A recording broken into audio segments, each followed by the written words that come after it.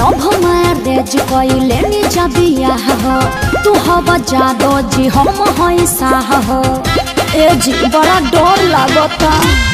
Love marriage कइले नी जबिया हो तू हवा जादो जी हम हई साह हो तहरा बाबूजी से बात कइलो चाहिए हो।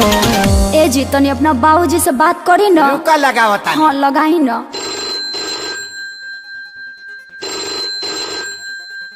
हो पप्पा हम बियाह कैला लियो। का बियाह कैले लिए हमरा ले बतैले। तू बियाह कैला त हमसे बतैला नया बतैला त हम कह के बताई। अरे बोकावा तो कुछ दहेजो मिल है रे। दहेज नहीं जे घंटा ली हा। आ ससुरा ए दैडी डरली नवत कनी मारे जदू दिन पागिले हो। जूता से पिटाई बे मुहा पावन मिली तगे जसा फसा पागिले हो।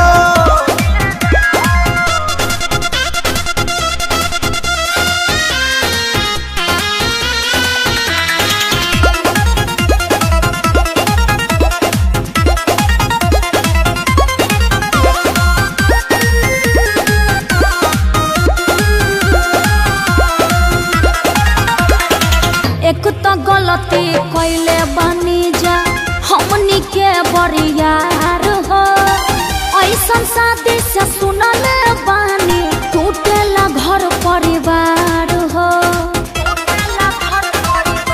पिताजी को थप्पड़ न मारी है घरे चल प्यार बड़ी करी है। ओहि जा होत का पता कर सही ले हो। अरे एक बार और लगाई ना। रुका एक बार फिर लगाओ तानी। ए पापा हो पापा हम सुहाग रात मनाई ले लियो। पंडित जी से दिखौला हवे।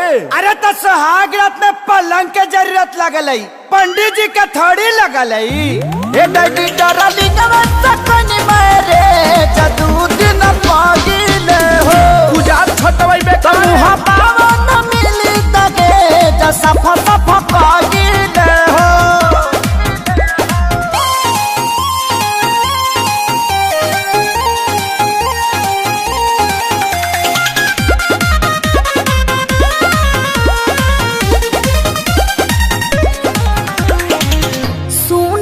अखिलेश हमार का पता के रूह हो वही जा जाए से पहले देख छोटका के मुँह हो।